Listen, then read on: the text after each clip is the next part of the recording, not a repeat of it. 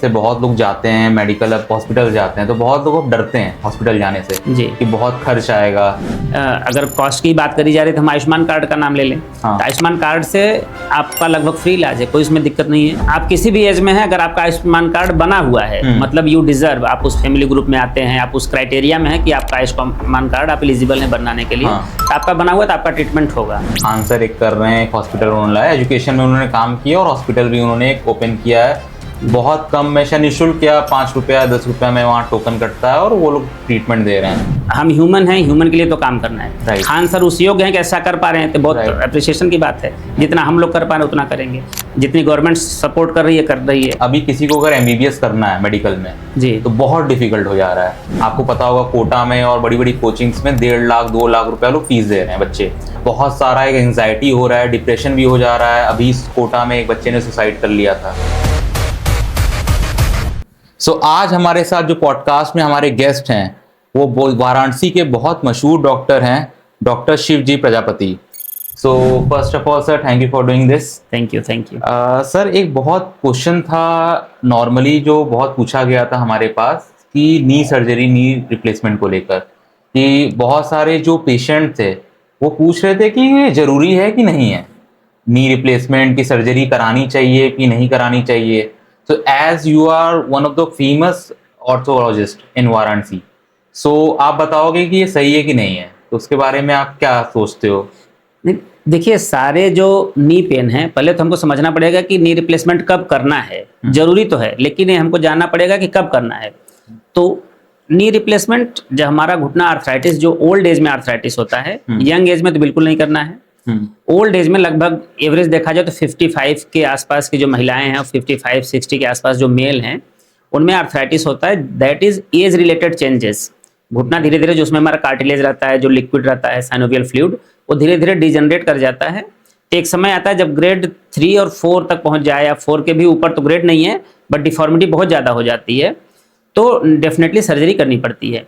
लेकिन इसके जो अर्ली स्टेज हैं, स्टेज 1 हो गया, स्टेज 2 हो गया, उसको हम डेफिनेटली कंजर्वेटिव ट्रीट कर सकते हैं। कंजर्वेटिव का मतलब है कि आपको फिजियोथेरेपी करना है। मतलब सर उसमें था कि यंग कोई है, मान लो आप 25 ईयर का है, 30 मेरी एज का कोई है, तो मैं 27 ईयर ऑफ एज है कोई, तो आप हमें अगर नी रिप्लेसमेंट कोई ऐसा इशू आता है तो सर्जरी हम करा सकते हैं, नी रिप्लेसमेंट करा सकते हैं कि हमारे लिए नहीं है, पॉसिबल नहीं है? नहीं, आपके बहुत ही लिमिटेड इंडिकेशन है इस एज में, खासकर जब वो आर्थराइटिस में तो नहीं कर सकते। आर्थराइटिस इस एज में होगा नहीं, जो कार्टिलेज डैमेज होता है। ऐसे केस में कभी कभी यंग एज में जो हमने किया है, मैक्सिमम जो मोस्ट कॉमन देखा है कि कभी कभी जो ट्यूमर के केसेस होते हैं, ज्वाइंट के पास हमारा ट्यूमर हो गया, GCT हो गया, या फिर बड़े ट्यूमर ऑस्टियोसार्कोमा, ये सब, तो उसमें क्या करते हैं, हम बोन निकाल देते हैं। जो बोन का कैंसर है उसको रिमूव करते हैं, तो उसको गैप को मेंटेन करने के लिए, वो मोबिलिटी बनी रहे हमारे ज्वाइंट्स की, तब रिप्लेसमेंट करते हैं। तो डेफिनेटली उस एज में भी किया जा सकता है, बट जो मोस्ट कॉमन इंडिकेशन है आर्थराइटिस, ओल्ड एज में ही होता है, तो उसी समय किया जाता है।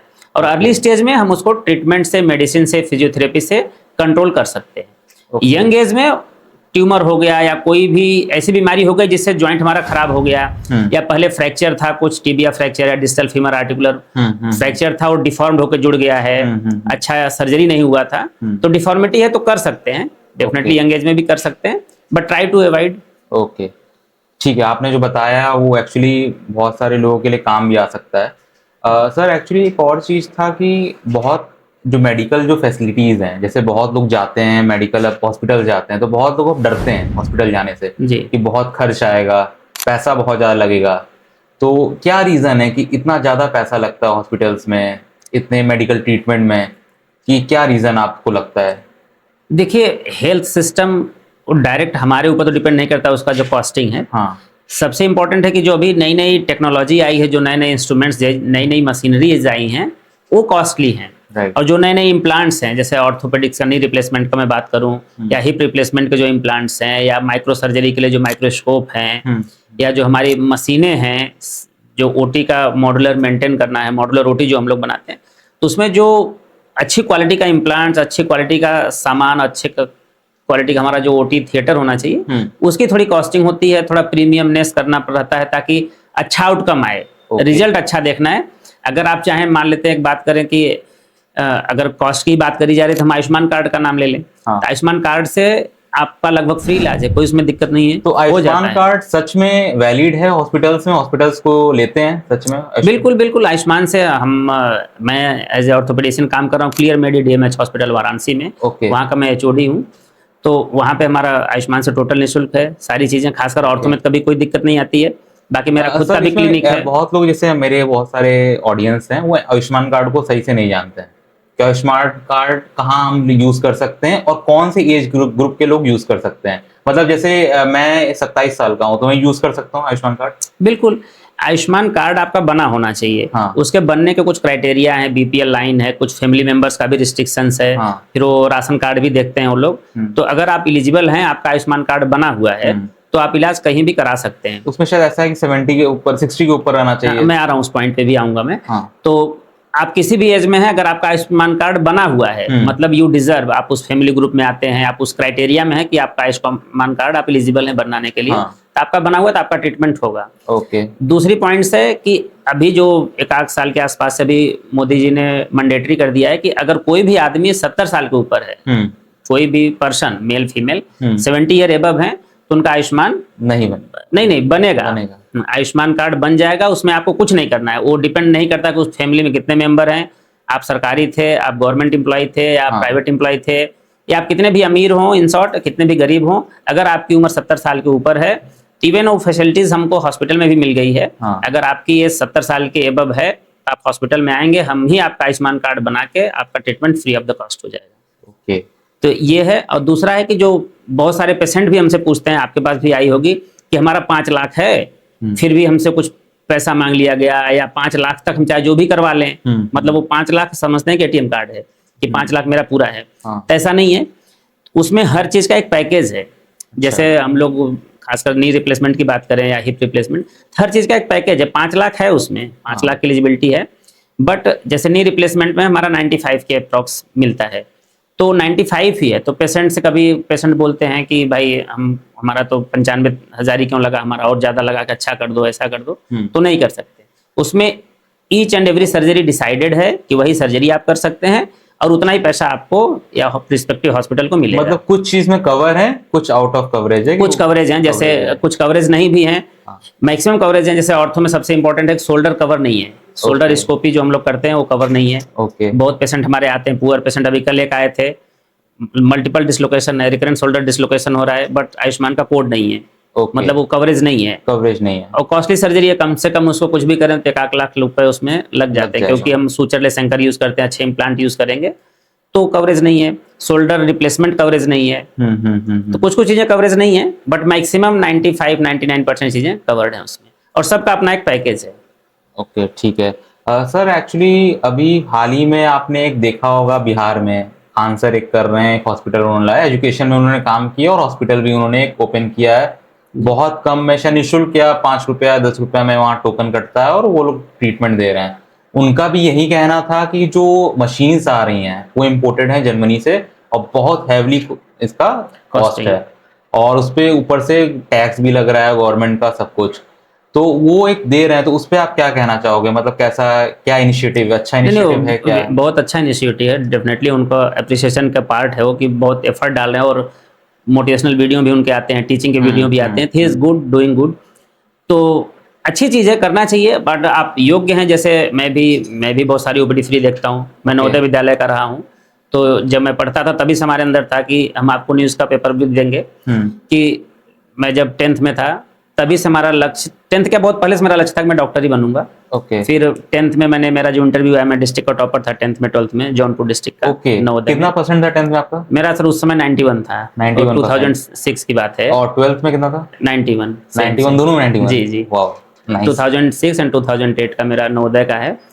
तो उसमें न्यूज़ में इंटरव्यू था, तो मैं भी तभी डिसाइड कर लिया था कि मुझे डॉक्टर बनना है। उससे पहले डिसाइडेड था, तो मैंने इंटरव्यू में भी बोला है, और मेरी भी इच्छा है कि गरीबों की निःशुल्क सेवा की जाए, या जितना हम कर सकते हैं उतना किया जाए। हाँ। तो अभी मेरा हॉस्पिटल है शिव ऑर्थो के नाम से, तो वहाँ भी हमारे यहाँ जो भी पेशेंट्स हैं, अगर उनकी एज 50 के ऊपर है तो हमारे यहाँ निःशुल्क है उनका इलाज। एटलीस्ट ओपीडी फीस नहीं है, और लैब में भी 50% डिस्काउंट में देता हूँ, मेडिसिन में 20%, जिनकी एज 50 एबव है। ओके। तो for the sake of immunity, ये मेरा खुद का क्लिनिक है अपने हॉस्पिटल में। बाकी मैं क्लियर मेडी में जहाँ काम करता हूँ, जो मेरा ऑफिस वर्क है यहाँ पे, हाँ। क्लियर मेडी DMH हॉस्पिटल वाराणसी में, वहाँ पे भी जो उनकी स्लोगन लाइन है कि एवरीवन एवरीवेयर इक्वली हाँ।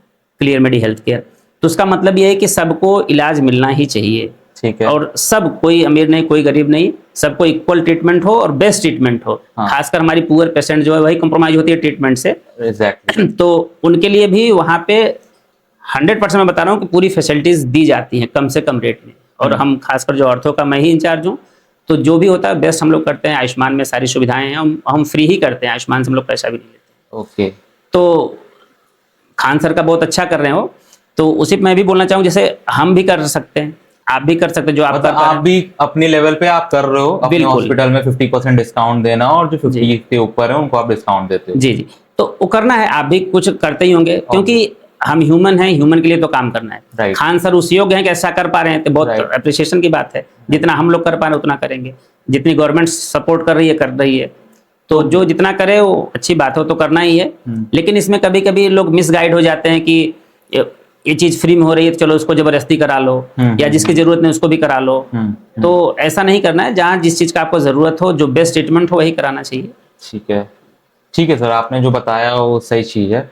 अब सर मैं आता हूँ उस पर कि एक बहुत प्रॉब्लम था, एक हमारे सोसाइटी में हो रहा है कि आपको पता है कि पहले तो था, लेकिन अभी किसी को अगर MBBS करना है मेडिकल में जी, तो बहुत डिफिकल्ट हो जा रहा है। जैसे मैं कोई बात करूं, कोई 10th का बच्चा, 11-12 का, आप नीट का फाउंडेशन लोग कर रहे हैं बड़ी बड़ी जी। कोचिंग्स में। आपको पता होगा कोटा में और बड़ी बड़ी कोचिंग्स में 1.5 लाख 2 लाख रुपया लोग फीस दे रहे हैं बच्चे। बिल्कुल। और उसके बाद बहुत सारा एक एंजाइटी हो रहा है, डिप्रेशन भी हो जा रहा है। अभी कोटा में एक बच्चे ने सुसाइड कर लिया था। तो सब कुछ ये हो रहा है, तो मैं ये पूछना चाह रहा हूँ कि वो क्या करें, मतलब कौन से एग्जाम्स दें, और अगर एग्जाम नहीं निकल पा रहा है मेडिकल का, नीट का, तो उसके लिए वो क्या करें? देखिए, सबसे इंपॉर्टेंट है कि आपको खुश रहना है। सबसे इंपॉर्टेंट चीज है हैप्पीनेस मैटर्स। अगर आप खुश हैं, आप अपने लक्ष्य के लिए काम करेंगे तो डेफिनेटली आपको सक्सेस मिलेगा। अब रही बात, आपने बहुत सारे सवाल पूछे, तो उसमें से एक एक पॉइंट पे मैं आता हूँ। जो पहला है कि 10th के बच्चे हैं अब 11th में जा रहे हैं, तो उनको क्या करना है। तो पहले तो हमें लगता है कि सबसे इंपॉर्टेंट है फैमिली। अब हालांकि फैमिली भी जो हमारी सबसे कंप्रोमाइज है middle class and lower middle class. High class वालों को सबको पता है क्या कराना है, अपने बेटे को कैसे कराना है, दे नो एवरीथिंग, पैसा बहुत है, वो लोग कुछ ना कुछ करा देंगे। मिडिल क्लास, क्योंकि मैं भी मिडिल क्लास का ही हूँ, लोअर मिडिल बोल सकते हैं आप हमको, तो जो मिडिल क्लास है और लोअर मिडिल क्लास है उनको पता ही नहीं कि हमको करना क्या है, कैसे करना है, क्या करना है। तो उसके लिए सबसे जरूरी उन्हीं के लिए मैं बताना चाहूंगा कि जो आप 10th पास किए, अगर आपका कुछ लक्ष्य डिसाइड है कि मुझे डॉक्टर बनना है, इंजीनियर बनना है, एयरफोर्स में जाना है, पायलट बनना है, आर्मी में जाना है, तो उनका लक्ष्य अगर डिसाइड है तो आप उस पर काम करेंगे, सक्सेस मिलेगा। बहुत सारे जो स्टूडेंट हैं 11-12 के, जो अभी प्रिपरेशन कर रहे हैं, फाउंडेशन कोर्स कर रहे हैं नीट के लिए, तो बहुत ज़्यादा वो एक एग्जाइटी हो जा रहा है उन्हें कि कैसे एग्ज़ाम निकालें, क्योंकि आपको पता होगा कि बहुत लिमिटेड सीट है नीट में। तो जिनका एग्ज़ाम नहीं निकल रहा है, या वो जो बहुत एंग्जाइटी डिप्रेशन में चले जा रहे हैं, उसके लिए आप क्या, क्योंकि आपने वो एग्ज़ाम दिया है और एग्ज़ाम देने के बाद आपने एग्ज़ाम निकाला भी है, तो जिनका एग्ज़ाम नहीं निकल रहा है या एग्ज़ाम कैसे निकालें, उस पर आपको क्या कहना है? देखिए, अगर आपको डॉक्टर बनना है तो नीट तो देना पड़ेगा। तो नीट, पहली बात तो बेसिक है कि आपको ये ध्यान रखना पड़ेगा कि हैप्पीनेस मैटर्स ना। सबसे इंपॉर्टेंट है कि आपको खुश रहना है और जीवन में कुछ ना कुछ अच्छा कर लेना है, और कुछ ना कुछ आप कर लेंगे। अगर इस माइंड सेट से आप काम करेंगे तो जरूरी नहीं कि आप नीट नहीं हो पाया तो आप डॉक्टर नहीं बन पाए तो आपकी नैया डूब गई, आप बर्बाद हो गए, लूट गए। Nothing to worry. मैं बता रहा हूँ कि कुछ भी चिंता की बात नहीं है, किस्मत भी कुछ होता है। भगवान जी श्री कृष्ण बोले हैं गीता में कि कर्म करिए, फल की चिंता मत करिए। तो अगर आपकी किस्मत में होगा तो आप बन जाएंगे, नहीं होगा तो आप नहीं बन पाइएगा। लेकिन अब ऐसा भी नहीं कि आप किस्मत के भरोसे ही बैठ जाइए, क्योंकि एक लाइन मैंने पढ़ी है कि किस्मत तो उनकी भी होती है जिनके हाथ नहीं होते। हाथों की लकीरों में क्या रखा है, किस्मत उनकी भी होती है जिनके हाथ नहीं होते। तो किस्मत के भरोसे आपको बैठना नहीं है, लेकिन उसको कहीं ना कहीं मन में रखना है कि भाई होगा तो हो जाएगा। आप अगर डेडिकेटेड तरीके से काम करेंगे, आपकी किस्मत में होगा तो हो जाएगा। अगर नहीं होगा तो आप कितनी भी ताकत लगा दीजिए वो नहीं होगा। तो जो बच्चे हैं, बहुत हमारे पास भी फोन आते हैं जूनियर्स के, भैया क्या करें सर, क्या करें, 10th में नंबर कम आ गया है, सिलेक्शन नहीं हुआ, इस अटेम्प्ट में नहीं हुआ, इस अटेम्प्ट में नहीं हुआ, 2 साल हो गए, 3 साल हो गए। तो मैं तो उनको यही बोलता हूँ कि भाई पूरी जी जान लगा दो, एक जो जुनून होता है ना, किलिंग स्पिरिट, कि मार दूंगा अब तो, जो मिला मार दिया मैं, मतलब जो जुनून गेम खेलने में होता है आपको, या किसी भी उस चीज में होता है जिसमें आपका समर्पण है, जो आप चाहते हैं कि ये काम किया करना चाहिए। Right. मूवी में आपका मन है पूरा 3 घंटे आप हिलेंगे नहीं, पूरा मूवी देखेंगे। पढ़ने के लिए बोल जाते 1 घंटे में आप उठ के, आप वो नहीं होता, मन नहीं लगता। हाँ, थोड़ा सा मोबाइल देख लूँ, थोड़ा रील देख लूँ, थोड़ा सा बाहर घूम के आ जाऊँ। अच्छा, मोबाइल कितना बड़ा इफेक्ट डाल रहा है आज, क्योंकि आप बता रहे हो आप जब लाए थे तो आपका 10th में 91% था, 12th में 91% था, फिर आपने बहुत स्ट्रगल किया है, आपने जर्नी बता रहे थे आप कोटा में, लखनऊ में, तो आपके समय सोशल मीडिया उतना एक्टिव नहीं था, आप लोग मेरे ख्याल से मोबाइल भी उतना यूज नहीं करते होगे, तो उस समय आपके पास स्मार्टफोन था कि छोटा वाला था? नहीं, मेरे पास एक हमारे भैया थे, उनका सेकंड हैंड फोन, भैया हमारे इंजीनियरिंग कर रहे थे, तो उनका एक सेकंड हैंड छोटा सा फोन था, रिलायंस का। रिलायंस, वो कीपैड सीडीएम वाला कीपैड वाला होता है। हाँ, कीपैड था, इतना बड़ा छोटा सा था, व्हाइट कलर का। हाँ, वही था बात करने का तरीका उसी से, और घर पे लैंडलाइन लग गया था। हाँ। तो कभी बात होती थी तो इतनी, पिताजी खाली फोन करके बेटा कैसे हो, कैसी चल रही पढ़ाई, बस मम्मी इतना ही, तो ठीक हो, वही क्वेश्चन था कि जैसे आपके समय आप लोग कीपैड वाला मोबाइल यूज करते थे, उस समय सोशल मीडिया, इंस्टाग्राम, फेसबुक पे आप लोग नहीं थे, था भी नहीं वो समय। बिल्कुल। तो आज की जनरेशन में 2026 में सारे लोग बेसिकली बहुत बड़ा इफेक्ट डाल रहा है हमारे स्टडीज पे, पढ़ाई पे, और आज की जो मैक्सिमम जनरेशन है वो सब इंस्टाग्राम, फेसबुक यूज कर रहे हो। तो लेकिन बहुत सारे मैं टॉपर्स को सुना है, उन्होंने यही बोला है कि अगर आपको नीट या बड़े एग्जाम क्वालिफाई करने हैं तो आपको मोबाइल अपना बंद करना पड़ेगा, साइड करना होगा, या बहुत एआई का यूज करना है या कोई गूगल का यूज करना है तो आप यूज करो। तो आप मोबाइल का कितना बड़ा इफेक्ट देख रहे हो, इम्पैक्ट देख रहे हो स्टूडेंट? नहीं, देखिए वो समय अलग था। हाँ। 18 साल पहले की बात थी, अभी हम 18 साल आगे हो गए, 2008 की बात थी, अभी 2026 है। 26 है। तो देखिए हर चीज़ के अपने फायदे हैं, अपने घाटे हैं। हम तो डेफिनेटली एक लाइन में अगर बोलना है, कंक्लूजन तो यही बोलना है कि mobile is the worst thing for students.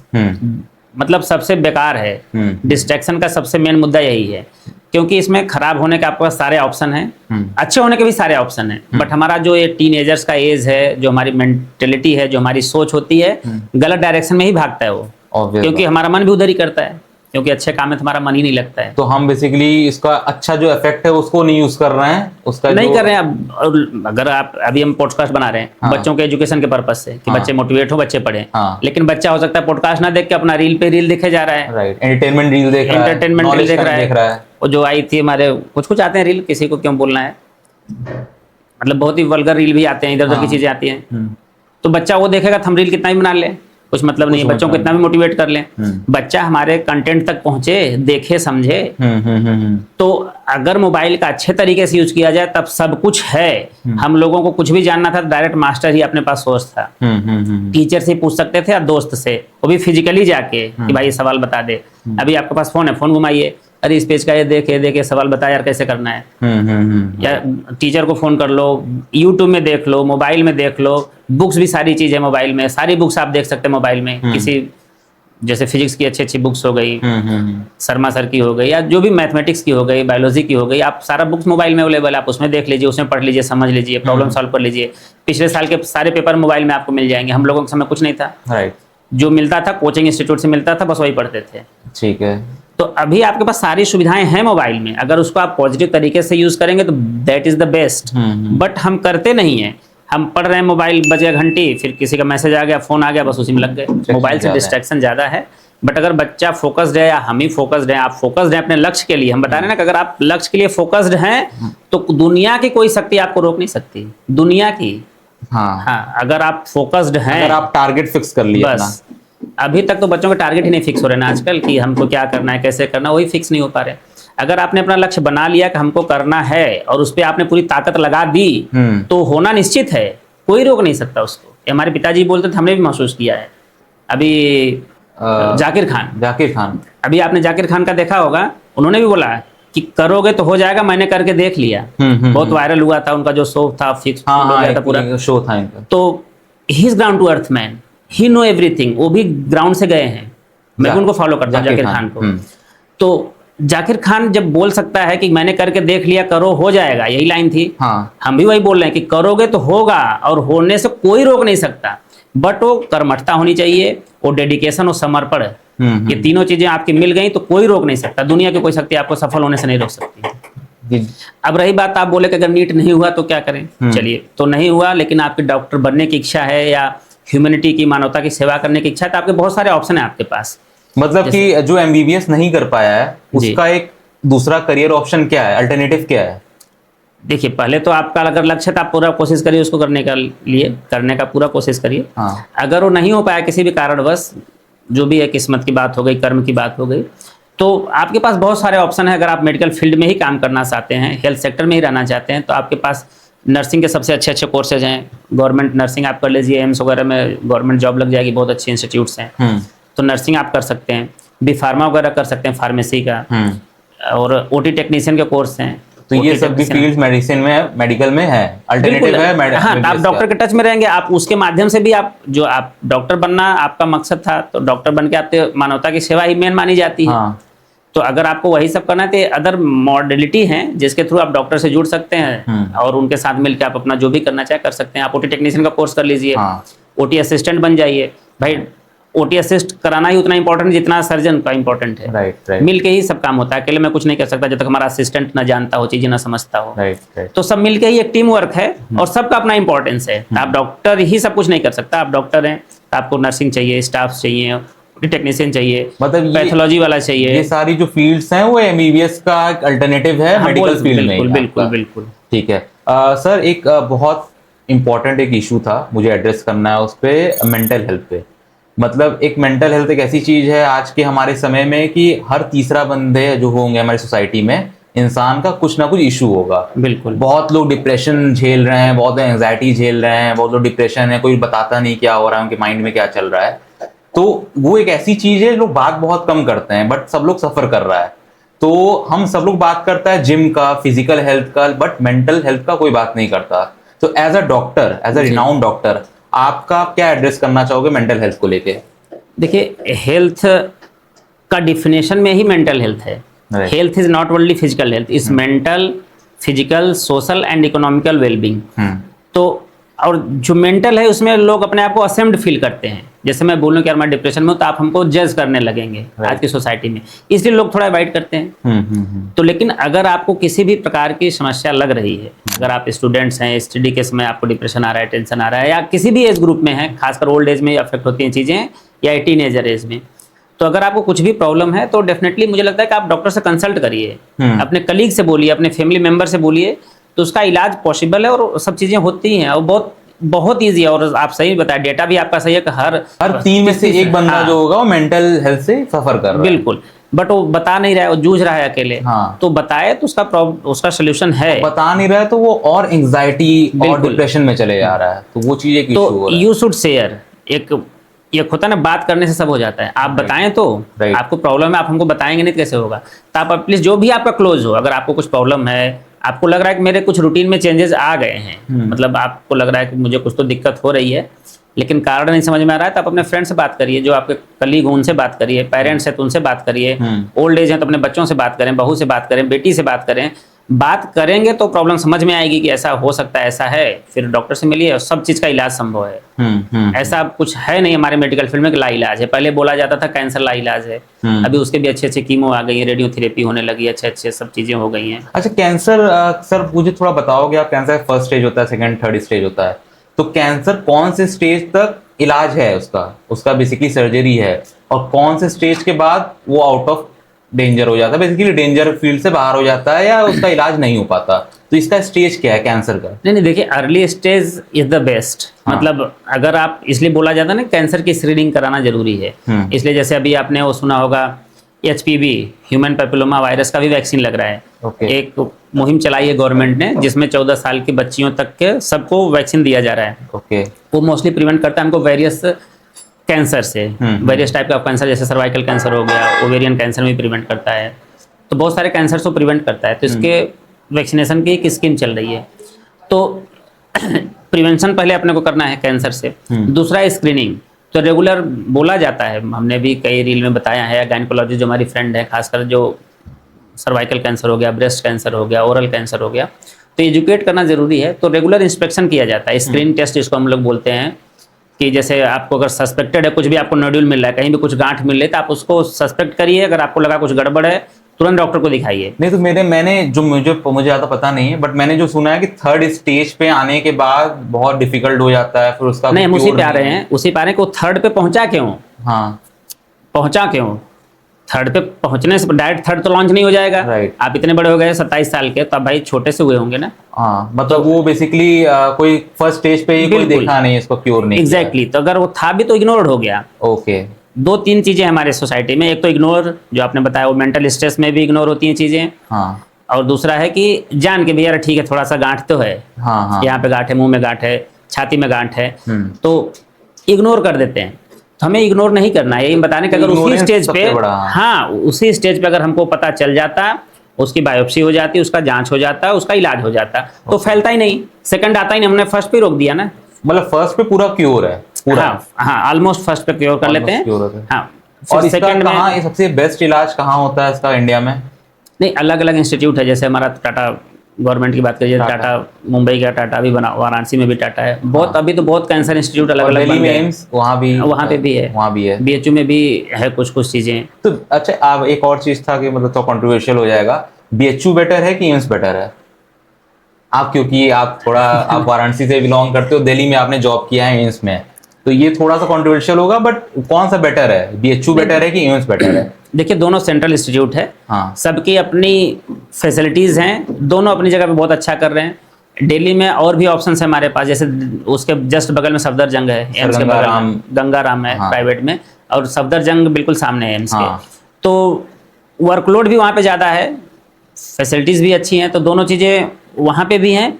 BHU में क्या है कि बहुत अच्छे इंस्टीट्यूट इधर है नहीं, हाँ खाली बीएचयू अकेला है, अकेला। तो थोड़ा ओवर बर्डन हम बोल सकते हैं। हालांकि एम्स भी ओवर बर्डन है, सरकारी ऑलमोस्ट सारे हॉस्पिटल ओवर बर्डन है, बट दोनों फैसिलिटीज वाइज सारी सुविधाएं सब जगह हैं, कोई ऐसा नहीं है, मतलब दोनों बराबर ही हैं लगभग। बराबर ही सेंट्रल गवर्नमेंट से। डॉक्टर्स कैसे हैं दोनों? डॉक्टर्स बिल्कुल बिल्कुल, क्योंकि सेलेक्टिंग बॉडी सेम होती है हमारी। हाँ। जैसे जो बीएचयू के भी जो भी डॉक्टर प्रोफेसर बनेंगे, असिस्टेंट प्रोफेसर बनेंगे, जो भी सेलेक्ट होते हैं, उनको सेलेक्ट करने वाले सेंट्रल गवर्नमेंट के ही आते हैं। जैसे एम्स के ही कोई डॉक्टर आएंगे, आपका इंटरव्यू लेंगे, डीन लेंगे, तो स्क्रीनिंग आपकी सारे लेवल पे सेम है, तो एग्जाम तो आपको हर लेवल पे सेम ही देना है, मतलब वही लोग मिलने हैं। आप अगर एम्स का भी इंटरव्यू देने जा रहे हैं, जैसे मुझे एम्स जाना है, तो एम्स का अगर इंटरव्यू हम दे रहे हैं, तो जो डॉक्टर हमारा वहाँ इंटरव्यू लेंगे, उसी लेवल के डॉक्टर हमारा बीएचयू में भी लेंगे। तो अगर मेरे अंडर कैलिबर है तो हम बीएचयू में भी जा सकते हैं, एम्स में भी जा सकते हैं। तो डॉक्टर दोनों जगह के अच्छे हैं, फैसिलिटीज दोनों जगह की अच्छी है, कोई दिक्कत नहीं है।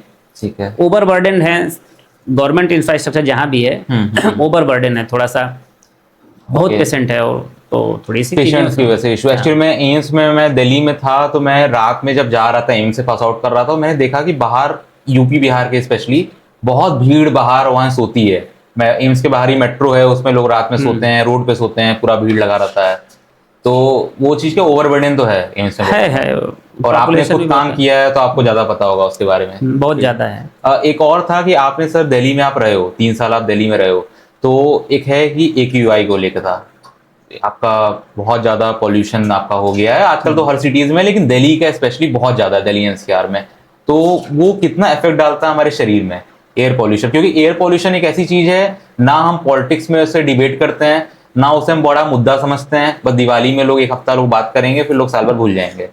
तो वो, लेकिन हम लोग इतना बड़ा इसको मुद्दा नहीं बनाते हैं एयर पॉल्यूशन को, लेकिन एक्चुअल में हमारी बॉडी में कितना इम्पैक्ट करता है वो? नहीं, एयर पोल्यूशन तो डेफिनेटली नुकसान तो करता ही है। वो छोटे छोटे माइक्रोन्स में होते हैं मॉलिक्यूल्स, सब जाते हैं फेफड़े में, जमते हैं, नुकसान तो करता ही है। कई लोगों को है जिनको रेगुलर खांसी आने लग रही है, मास्क यूज करना है, तो अगर उससे आपको प्रोटेक्ट करना है तो मास्क वगैरह लगा के रखना है। पोल्यूशन तो है ही, इवन देखा जाए तो अभी टेम्परेचर, कल का न्यूज़ में देख रहा था कि वाराणसी का टेम्परेचर इंडिया में सबसे ज़्यादा हो गया, मतलब 7th नंबर पे आ गया सर।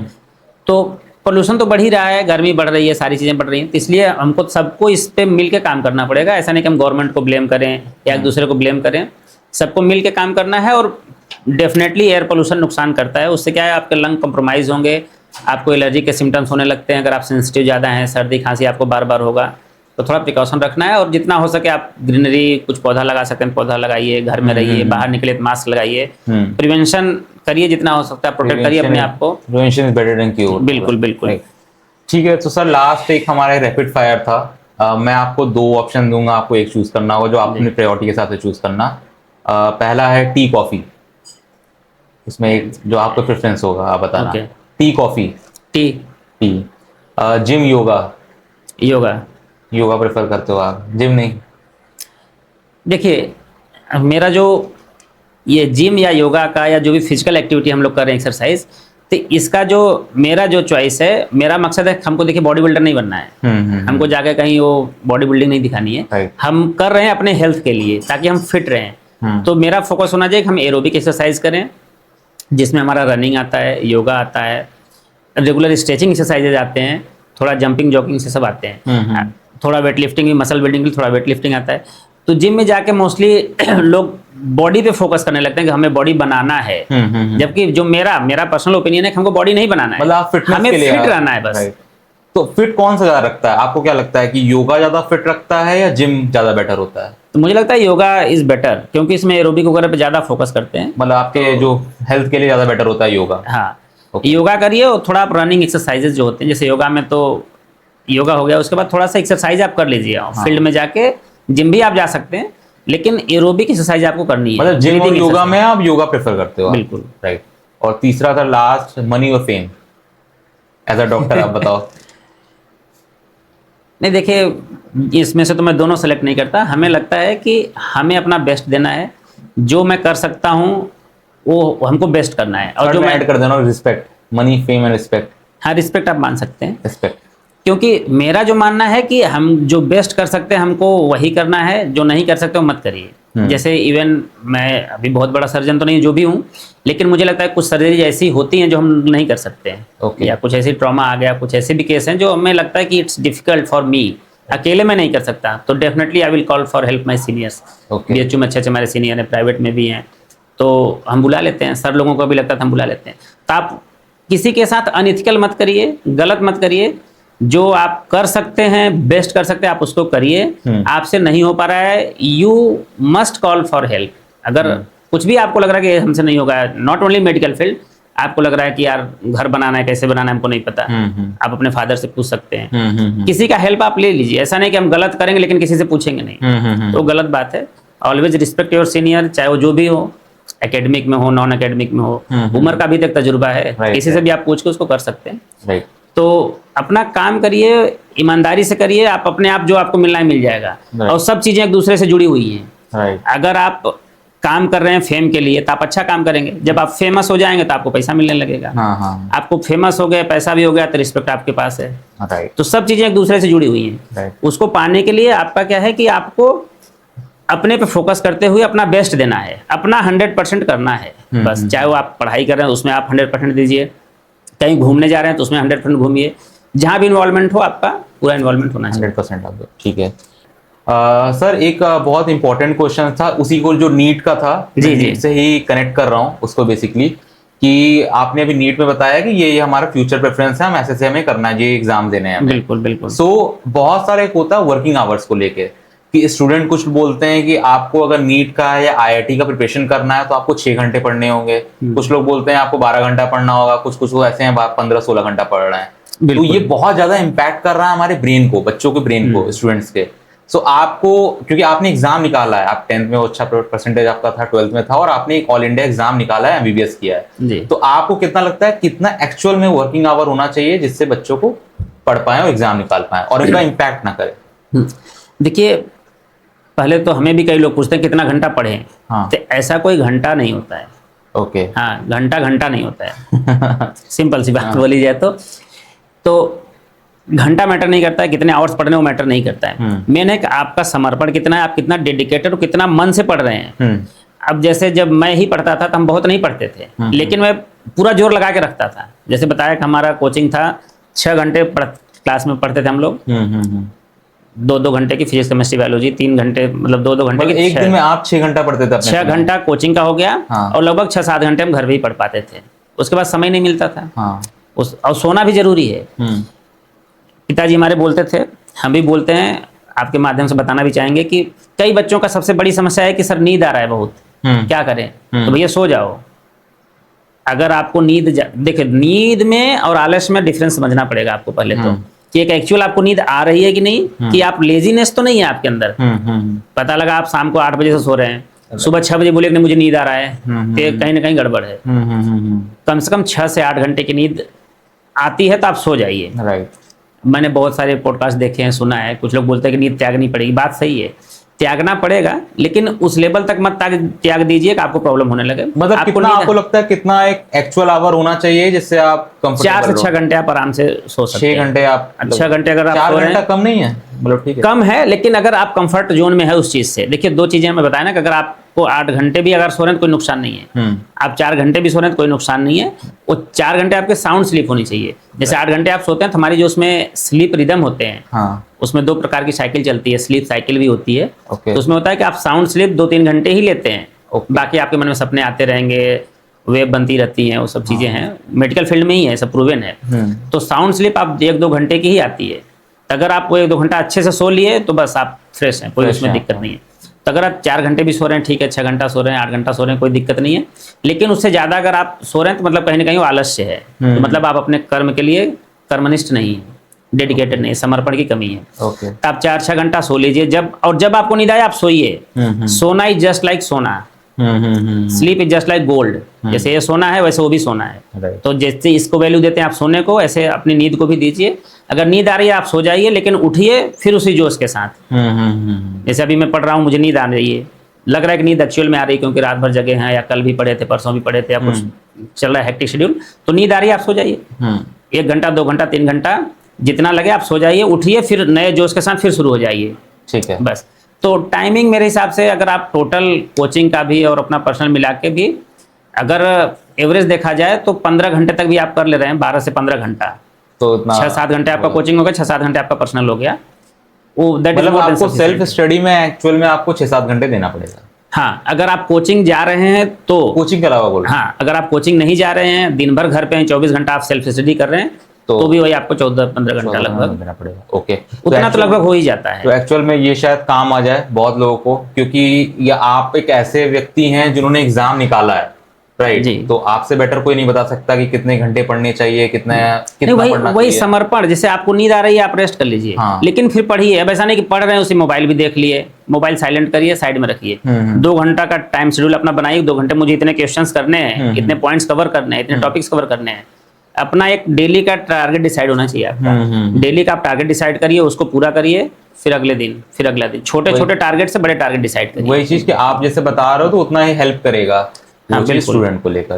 तो सर आप नवोदय का आप बता रहे थे, आपके बारे में कि आप यहीं से आपने पढ़ा है, आपका पूरा स्टार्टिंग का करियर वहीं से स्टार्ट हुआ है, तो उसमें क्या फैसिलिटी थी, क्या आपको हेल्प किया नवोदय आपको पर्सनल आपके? देखिए, नवोदय विद्यालय नाम ही काफी है, तो मैं भी एक एक्स नवोदय का स्टूडेंट रहा हूँ। नवोदय विद्यालय मेरा मड़ियाऊँ था, जौनपुर जिला में।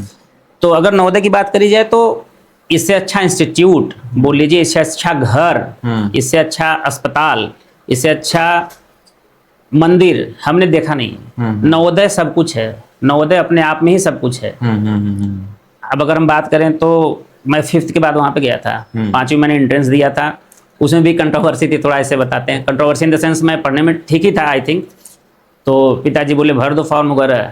हम तो छोटे थे, 5वीं मतलब कुछ नहीं पता था, तो पिताजी फॉर्म वगैरह लाए थे, भर दिया। फिर रिजल्ट भी सस्पेंस था, पिताजी बोले अरे होता नहीं है, बहुत डिफिकल्ट एग्जाम होता है। हमको तो कुछ पता नहीं, हमें पता था कि जो मैं बोला आपके चैनल के माध्यम से कि अगर आपका समर्पण है सक्सेस झक मार के मिलेगी, आ जाएगा। तो हम गए, एग्जाम दे के आगे, फॉर्म वगैरह भर दिए, भूल गया था भाई फॉर्म भी भरा हूँ, बुक भी नहीं ली। भी तो आजकल नवोदय की गाइड आ रही है, नवोदय का अलग से लोग कोचिंग कर रहे हैं, हमने कुछ नहीं किया था, हम अपना पढ़ते थे नॉर्मल। एग्जाम की डेट आ गई तो पिताजी बताया रहे तुम्हारा एग्जाम आ गया भैया, चले जाना है। हम कहा चलो चले जाएंगे। तो स्कूटर थी, तो स्कूटर से गए हम लोग जमालापुर, गए एग्जाम देने, भैया थे हमारे, लेके गए, एग्जाम दे के आया। तो पिताजी पूछे कैसा हुआ, हम कहा बढ़िया हो गया।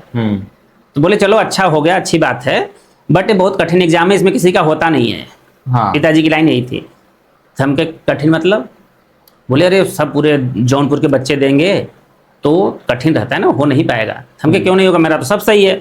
180 सवाल थे शायद 3 घंटे में, सही से याद नहीं है, या 2 घंटे में 180 या 120 सवाल थे, बहुत पुरानी बात हो गई। तो हम कहे कठिन कुछ नहीं, मेरा तो सब सही है ना। तो मुझे मेरिट का फंडा समझाया उस दिन, 10 साल की उम्र में मैं मेरिट का फंडा समझ रहा था पिताजी से अपने। तो उन्होंने बोला कि जो सबसे अच्छा रहेगा, जिसके 100 में से 100 सवाल सही रहेंगे, वो फर्स्ट नंबर हो गया। उसके बाद 99 वाला, उसमें ऐसा मेरिट हमको समझाया था। हम कहे मेरा तो सब सही है, बीच में मैंने रोक दिया उनको, मेरा तो सब सही है। बोले नहीं ऐसा तुमको लग रहा है, ऐसा होता नहीं है। हम कहा थोड़ा मैं गर्म हो गया क्योंकि मैं सही हूँ, तो सही हूँ। बोले अच्छा चलो ठीक है, पानी वानी पियो और रेस्ट करो, कोई बात नहीं। बात खत्म हो गई। फिर 2-3 महीना था, हम तो बच्चे थे, फिर मैं सच में भूल गया कि नवोदय दिया हूँ, होना भी है, क्या होना है। फिर रिजल्ट आया तो पिताजी आके बताया कि तुम्हारा रिजल्ट आ गया, हो गया है। हम कहा तो आपको बोले थे हो जाएगा। तो बोले चलो ठीक है। फिर गए, एडमिशन वगैरह हुआ। तो नवोदय मतलब क्या फैसिलिटी, मतलब राजीव गांधी हाँ, द्वारा स्टार्ट किया जी गया जी, था? राजीव गांधी जी ने शुरू किया था, हमारे प्रधानमंत्री जी जो थे। हाँ, उनका विजन बहुत ही क्लियर था, बहुत सटीक था। अभी तो पॉलिटिक्स में हम नहीं घुसेंगे, लेकिन मतलब नवोदय क्या क्या फैसिलिटी हम वही बताना चाह रहे हैं कि मैं बता रहा हूँ सर्वगुण संपन्न था वो, सब कुछ था वहाँ पे। हम बता रहे हैं आपको, आपसे कोई चीज़ छूटेगी नहीं कि वहाँ नवोदय में चीज़ नहीं था क्या, सब थी। हम बता रहे हैं क्या क्या था। सबसे पहले तो आप जब हम लोग पहुँच गए नवोदय में, तो 1986 में शुरू हुआ है नवोदय विद्यालय का। तो राजीव गांधी जी ने शुरू किया। तो उनका विज़न जो था कि जो गांव के गरीब बच्चे हैं, पुअर हैं बट टैलेंटेड हैं, और उनको प्रॉपर स्कूलिंग या प्रॉपर सुविधा नहीं मिला, तो उन्हीं के लिए उन्होंने बनाया था। तो इसमें पूरे जिले में एक एक का प्रावधान करके शुरू किए थे। तो उसमें क्या था कि हमारा एक वेल शेड्यूल्ड प्लान रहता है सारा चीज़। एक तो सारी सुविधाएं हमको निःशुल्क हैं, रहना, खाना, बुक्स, कपड़े लत्ते, साबुन, तेल, everything is free. Even hair cutting भी फ्री। आप वहाँ रहिए बस, स्टूडेंट को। हाँ, बच्चों को वहाँ खाली रहना है और पढ़ाई करना है। राइट। इसके बाद सुबह हम लोगों को मॉर्निंग पीटी होती थी। सुबह 5 बजे पीटी टीचर आके जगाते थे, एक्सरसाइज होता था। तो ये फैसिलिटीज आप जो बोल रहे हो वो अभी मिलती है? अभी भी है, प्रेजेंट में भी मिलती बिल्कुल है? बिल्कुल। तो जो बच्चे बेसिकली मिडिल क्लास के हैं, लोअर मिडिल क्लास के हैं, उनके लिए वो अभी फैसिलिटीज है, एग्जाम निकालना होगा बस? बिल्कुल, एग्जाम एंट्रेंस आपको देना है। अगर आप सेलेक्ट हो रहे हैं तो डेफिनेटली आप उसका ले सकते हैं। और उसमें क्या है कि सिलेक्शन के बाद बहुत सारी सुविधाएं हैं, सारी चीज़ें मिलती है। हमारे यहाँ आर्ट भी पढ़ाया जाता है, म्यूजिक भी पढ़ाया जाता है, फिजिकल एजुकेशन की अलग से ट्रेनिंग होती है। ओके। और फिर इसके बाद सुबह एक्सरसाइज, फिर असेंबली, मॉर्निंग असेंबली, पूजा पाठ होता था, डेली पूजा होगा। फिर इसके बाद क्लासेस चलेंगी, फिर लंच ब्रेक, फिर इवनिंग में पढ़ाई, फिर इवनिंग में खेलकूद का समय है। सारे गेम्स आपको खेलने हैं। तो बेसिकली अगर कोई स्टूडेंट है जो बेसिकली मिडिल क्लास या थोड़ा लोअर मिडिल क्लास फैमिली से है और उसका इतना पैसा नहीं है जो इतना दे पाए, उतना कर पाए प्राइवेट स्कूल्स को, नहीं कर तो सकते उनके लिए बेस्ट ऑप्शन नवोदय है। बेस्ट है, बेस्ट से भी ऊपर कुछ होता है तो है नवोदय। क्योंकि आप वहाँ सब कुछ कर सकते हैं। अगर आपको आर्ट बनना है, आर्टिस्ट बनना है अपने आप को, तो वहाँ आर्टिस्ट भी हैं, वहाँ आर्ट के टीचर होते हैं। ओके। आर्ट आप सीख लीजिए, म्यूजिक सीख लीजिए, डांसिंग होती है, डांस सीख लीजिए, फिजिकल एजुकेशन सीख लीजिए।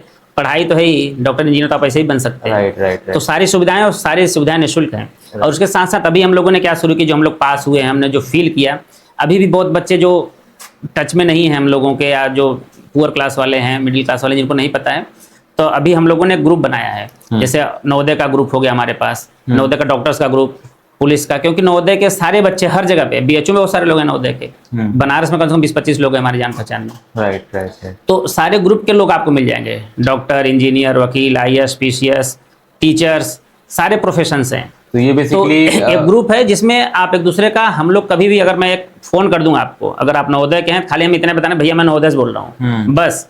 आप किस जात के हैं, किस धर्म के हैं, क्या हैं, किस, कुछ मतलब नहीं पूछा जाएगा, डायरेक्ट आपकी हेल्प, बस तुरंत 100%। तभी हम लोगों ने इकोनॉमिकल हेल्प, पैसे वगैरह का जरूरत है तो उसके भी हम लोगों ने शुरू किया ग्रुप बना के। ये बहुत एक अच्छा सर्विस है एक तरह, बिल्कुल बिल्कुल, आप जो कर रहे हो आप लोग। और एक बहुत अच्छा अपना नॉलेज भी दे दिया है कि जितने स्टूडेंट हैं जिनका सोच रहे प्राइवेट सेक्टर में बहुत ज्यादा फीस ले रहे हैं, बहुत नहीं कैपेबल हैं, उनके लिए एक बहुत अच्छा ऑप्शन है नवोदय। बिल्कुल, आपको एग्जाम देना होगा और आप उससे फिर आप कर सकते हो, सारी सर्विस ले सकते हो, सारी सुविधाएं हैं नवोदय में।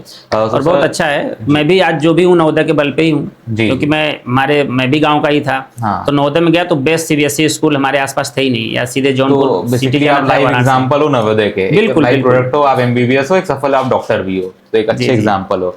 तो sir thank you for doing this. आपने बहुत अच्छा टॉपिक बताया, और बेसिकली ये पॉडकास्ट का ही मतलब था कि जो नॉलेज है, जो बहुत, क्योंकि आपने सारा कुछ किया है, आपने 10th में 91% था, 12th में 91% था, फिर आपने ऑल इंडिया एग्जाम निकाला, MBBS किया, फिर PG भी किया, और एम्स में 3 साल जॉब भी किया, और फिर अपना हॉस्पिटल आप कर रहे हो। तो ये आपकी पूरी जर्नी रही है। तो आपने सारा कुछ किया, एग्जाम निकाला है, तो आपसे एक फुल ग्रोन डॉक्टर से जो आप नॉलेज आपने गेन किया वो आपने बताया है। और होप्स हो कि जो स्टूडेंट हैं जो अभी 17 साल, 16 साल या 20 साल, 22 साल के हैं, जो भी तैयारी कर रहे हैं, वो आपसे कुछ नॉलेज लेके उनके हेल्पफुल हो उसके लिए। तो sir thank you for doing this. फिर हम करेंगे आपका सपोर्ट। Thank you.